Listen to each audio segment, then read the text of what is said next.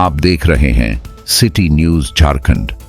नमस्ते, आप देख रहे हैं सिटी न्यूज और मैं हूं आयुष तिवारी। अभी हम पूरनचंद चौक के पास हैं। अभी बाकी विधानसभा क्षेत्र के विधायक गढ़वा नगर परिषद में अध्यक्ष पद के लिए यहाँ से कंचन जायसवाल चुनावी मैदान में उनके समर्थन में वोट मांगने आए हैं। जब अभी जनसभा कर रहे हैं, आइए जानते हैं कि क्या बोलते हैं और किस तरह से भाजपा चुनावी क्या बोलेंगे। देखिए, चुनाव का आज अंतिम दिन है और जिस प्रकार का माहौल इस सरकार के खिलाफ में है, उसका रिजल्ट भारतीय जनता पार्टी के समर्थित उम्मीदवारों को पक्ष में जाने वाला है।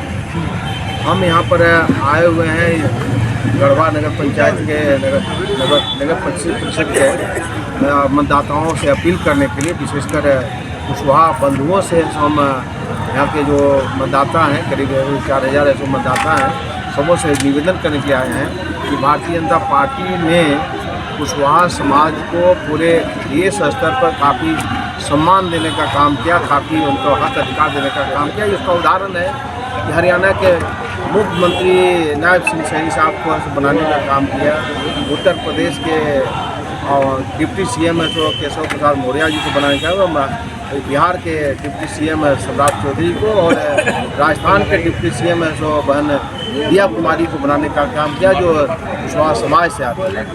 ये झारखंड के परिप्रेक्ष्य में देखें तो जहाँ तक एक भी राष्ट्रीय दल हो या फिर क्षेत्रीय दल हो, कुशवाहा समाज को कोई सम्मान नहीं देने का काम किया, न कुछ हक अधिकार देने का काम किया, एक टिकट देने का काम किया।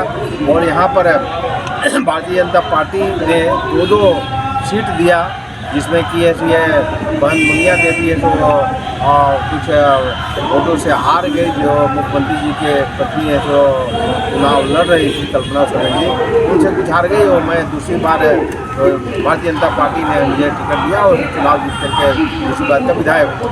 तो मैं ये कहना चाहूँगा कि चुनाव बंधुओं से विशेष करके पूरा समाज बड़े उम्मीद के साथ देखता है तो पार्टी को देख रहा। और पिछले बार जब चुनाव को देखें तो चाहे लोकसभा का टिकट हो तो चुनाव हो तो या फिर कहें जैसे विधानसभा का हो तो सबों में कुशवाहा समाज के लोग एकमुश्त भारतीय जनता पार्टी के पक्ष में सो वोट दे करके चुनाव जिताने का काम करते हैं किया है। और काफ़ी वोटों से चुनाव जिताने का काम किया है।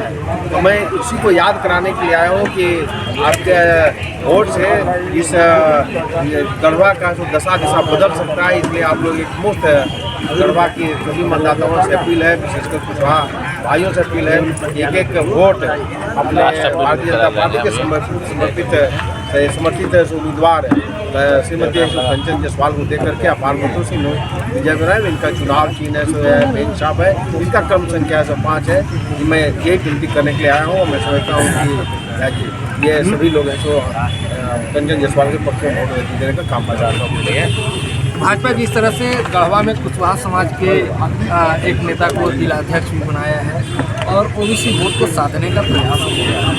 अभी भूषण मेहता जी के पिताजी का निधन भी हुआ था और अभी विकट परिस्थिति है, उसके बाद भी पार्टी की जिस तरह से निर्देश इनको दिया, दायित्व को अपने पूरा कर रहे हैं। सरकार पर क्या बोलेंगे?